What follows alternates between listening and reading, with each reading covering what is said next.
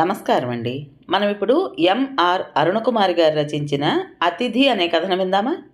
అత్తయ్య, మీ బట్టలన్నీ సర్దుకోండి. మీ సామాన్లు ఎటు ప్యాకింగ్లోనే ఉన్నాయి. రేపు ఉదయం మీరు వేరే ఇంటికి వెళ్ళాలి. మీ అదృష్టం మీరు ఇదివరకున్న ఇల్లే దొరికింది. కాకపోతే అద్దె పెంచారు. 4 ఏళ్ళు అయిపోయాయి కదా మరి. శిరీష మాటలకు నిర్ఘాంతపోయారు శాంతమ్మ, నీరజలు. ఏం మాట్లాడుతున్నావు శిరీష? వేరే అద్దెంటికెందుకు, సొంత ఇల్లుండగా? సొంతిల్లుందా? మరి నాకెప్పుడు చెప్పలేదే మీరు కానీ మీ అబ్బాయి కానీ? ఆశ్చర్యంగా చూసింది శిరీష. శిరీష వైపు కొరకొరా చూస్తూ కరకుగా అంది శాంతమ్మ. ఇది మన సొంతిల్లే కదా? అవునత్తయ్య, సొంతిల్లే, కానీ మనది కాదు, మా అమ్మ సొంతిల్లు.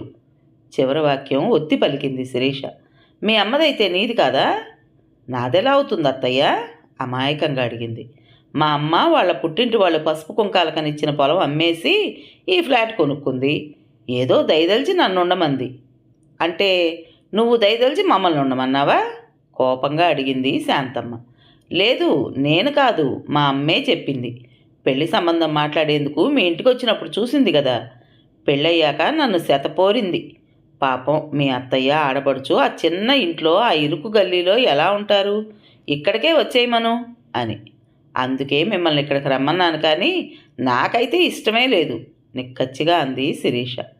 ఓహో, అయితే మీ అమ్మ దయాదాక్షిణ్యాలతో మేము ఇక్కడ ఉన్నామన్నమాట వెటకారంగా అంది శాంతమ్మ.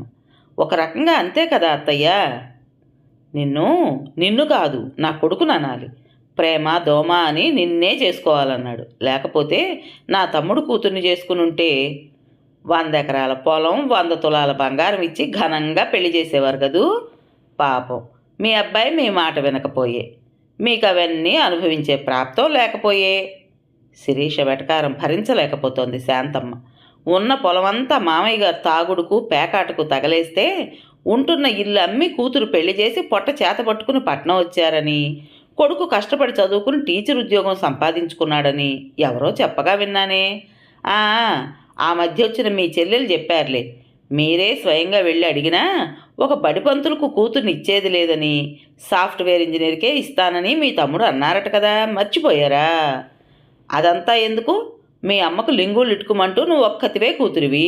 మీ అమ్మ ఆస్తి నీది, నీది అన్నయ్యది, అన్నయ్యది మాది కాకపోతుందా? నీరజ గట్టిగా అడిగింది. నీరజమ్మ, మీరు లా పాయింట్లు మాట్లాడాల్సింది ఇక్కడ కాదు, మీ అత్తగారింట్లో. చురుగ్గా చూసింది. అంటే నేను మొగుడిని వదిలేసి వచ్చాననే కదా అంటున్నావు? చూసావా అమ్మ, గంపెడు సంసారంలో నన్ను ఇచ్చి నా గొంతు కోశారు. ఆ చాకరీ చేయలేక ఆ నరకంలో ఉండలేక వచ్చేస్తే ఈవిడి చేత మాటలు పడాల్సి వస్తోంది. నీరజ వలవలా ఏడవసాగింది. అయ్యో, ఏడవకే నా తల్లి, మనమేమీ ఈవిడ గారి సొమ్ము తిని బతకడం లేదు, అన్నయ్య సంపాదన తింటున్నాం కానీ అని కూతుర్ని ఓదార్చి శిరీష వైపు తిరిగింది శాంతమ్మ. అంటే ఏమిటి నీ ఉద్దేశం? నా కూతురుకు మాట్లాడే స్వతంత్రం లేదా? అత్తగారితో ఆడబడుచుతో వ్యవహరించే పద్ధతి ఇదేనా? అసలు మీ అమ్మ పెంపకాన్ని అనాలి. మా అమ్మ మాట ఎత్తితే బాగుండదు. తర్జని చూపిస్తూ నిప్పులు కక్కింది శిరీష. మీకు అసలు అర్హత కూడా లేదు. డోర్ బెల్ మోగితే వెళ్ళి తలుపు తీసింది శిరీష. బాబుని ట్యూషన్ నుంచి తీసుకొచ్చిన మోహన్ లోపలికి రాగానే శోకాలు మొదలుపెట్టారు తల్లి కూతుళ్ళు. ఒరే మోహను, నీ భార్య మమ్మల్ని ఎన్నెన్ని మాటలు అంటా ఉందో తెలుసా? రేపు పొద్దున్నే మేము వేరే ఇంటికి వెళ్ళిపోవాలట. బిక్కచచ్చి చూస్తున్న బాబుని లోపలికి తీసుకువెళ్తూ నెమ్మదిగా చెప్పింది శిరీష. మీ రూమ్లోకి వెళ్ళి తలుపు వేసుకుని మాట్లాడుకోండి. మీ అరుపులకు బాబు భయపడతాడు. ఆమె కళ్ళల్లో కోపం, మాటల్లో తీవ్రత చూసి ముగ్గురు రూమ్లోకి వెళ్ళిపోయారు. బాబుకు అన్నం తినిపించి తల్లి గదిలో నిద్రపుచ్చి వచ్చింది శిరీష హాల్లోకి.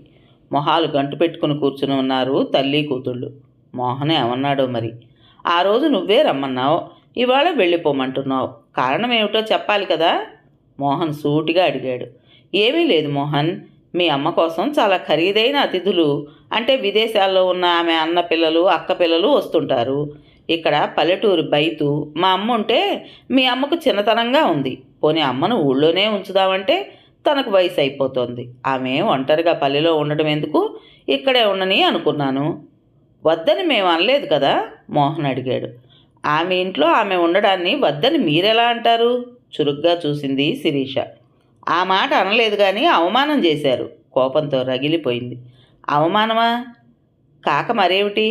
మధ్యాహ్నం మీరు చేసిందేమిటి? గర్జించింది. అమెరికాలో ఉన్న అన్న కొడుకు ధీరజ్ వచ్చాడని తెలిసి తనే ఫోన్ చేసి భోజనానికి రమ్మని పిలిచింది శాంతమ్మ.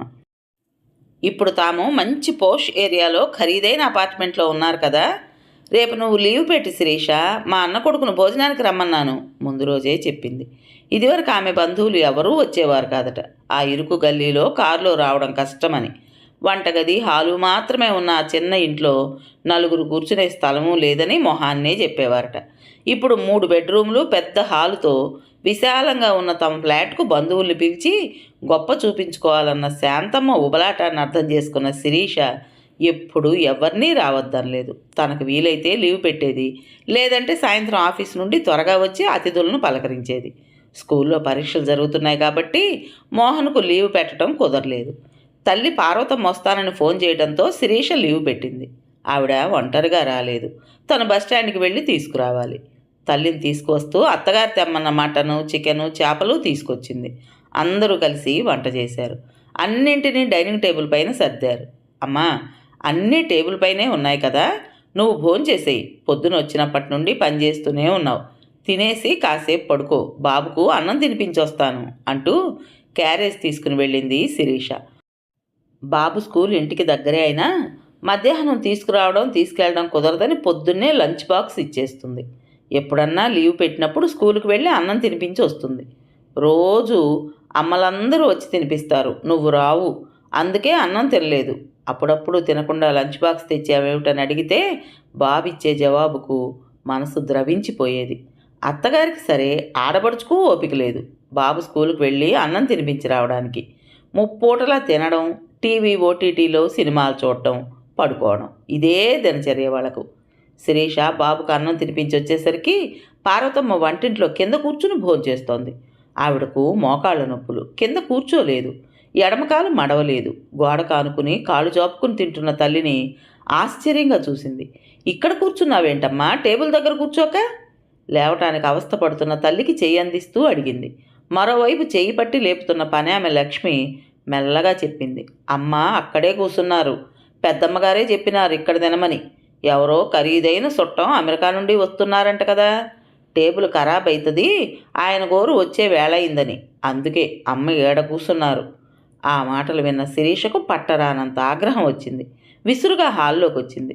సరిగ్గా అప్పుడే శాంతమ్మ డోర్ బెల్ విని తలుపు తీయడం, ఆవిడ మేనల్లుడు ధీరజ్ లోపలికి రావడం జరిగింది. పాల పొంగులాంటి కోపాన్ని సంస్కారం అనే నీళ్లు చల్లి అణుచుకుంది శిరీష. బలవంతాన చిరునవ్వు మొహానికి పులుముకుంది. నేనైతే లీవ్ పెట్టాను, కానీ అర్జెంట్ వర్క్ పడిందని ఫోన్ చేశారు మేనేజర్ గారు, మీరు భోంచేయండి ప్లీజ్ చెప్పి వెళ్ళిపోయింది శిరీష. ఆ వెళ్ళడం ఆఫీసుకు కాదు, ఇళ్ల వేటకని ఇప్పుడు అర్థమైంది శాంతమ్మకు. మీకు తెలియదేమో, పల్లెలో కూడా మా ఇంట్లో డైనింగ్ టేబుల్ ఉంది. మా అమ్మకు మోకాళ్ళ నొప్పులు వచ్చినప్పుడే మా నాన్న టేక్వుడ్తో చేయించారు. మా అమ్మ కొద్దో గొప్ప చదువుకుంది, ఊరి సర్పంచ్గా కూడా ఉంది. టేబుల్ మేనర్సే కాదు, అతిథులను గౌరవించడం, మర్యాదలు చేయడమూ తెలుసు. మా అమ్మను వంటింట్లో కింద కూర్చుని తినమంటారా? అలా చెప్పడానికి అసలు మీకెంత ధైర్యం? మాకేమీ 100 ఎకరాల పొలాలు లేవు, ఉన్న 2 ఎకరాల మడిచేనులోనే మా అమ్మా నాన్నలు కష్టపడి నన్ను చదివించారు. ఏమన్నావు నీరజమ్మ? లింగులు ఇటుకుమంటూ నేను ఒక్కతినే కూతుర్నా? అవును, ఆ కాలంలోనే ఒక్క బిడ్డ చాలని మా నాన్న ఆపరేషన్ చేయించుకున్నారట. నన్ను అపురూపంగా పెంచారు, నేను చదువుతానన్నంతా చదివించారు, ఉద్యోగం వచ్చింది. నా కష్టార్జితాన్ని నాన్న అనుభవించలేదు, పాము కాటుతో హఠాత్తుగా చనిపోయారు. అమ్మని ఇక్కడికి రమ్మంటే నాన్నతో కలిసి బతికిన ఇంట్లోనే ఉంటానంది. ఇక్కడ అద్దె ఇళ్లలో నా అవస్థలు చూసి తన పొలం అమ్మి ఈ ఫ్లాట్కు డబ్బిచ్చింది. ఈ ఇంట్లోని వస్తువులన్నీ నా కష్టార్జితమే. ఇదంతా అనుభవించే హక్కు మా అమ్మకు ఉంది. మీ మేనల్లుడెవరో అమెరికా నుండి వస్తే మీకు గొప్ప కావచ్చు, అతగాడు మా ఇంటికి వస్తే మా అమ్మ వంటింట్లో కింద కూర్చుని భోంచేయాలా? అతని ఇంటికి అతిథి మాత్రమే, కానీ మా అమ్మ ఈ ఇంటి ఓనర్.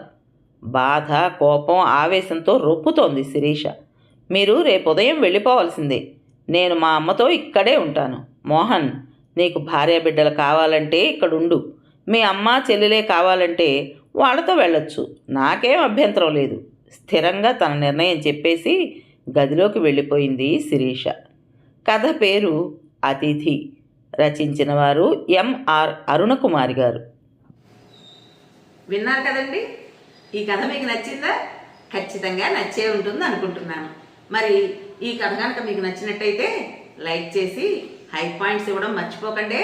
అలాగే మరో నలుగురికి షేర్ చేయండి. మరి ఇంత మంచి కథను మనకు అందించిన రైటర్ గారికి మనస్ఫూర్తిగా మనందరి తరపున ధన్యవాదాలు తెలియజేసుకుంటూ రేపు మరో మంచి కథతో మీ ముందుకు వస్తాను.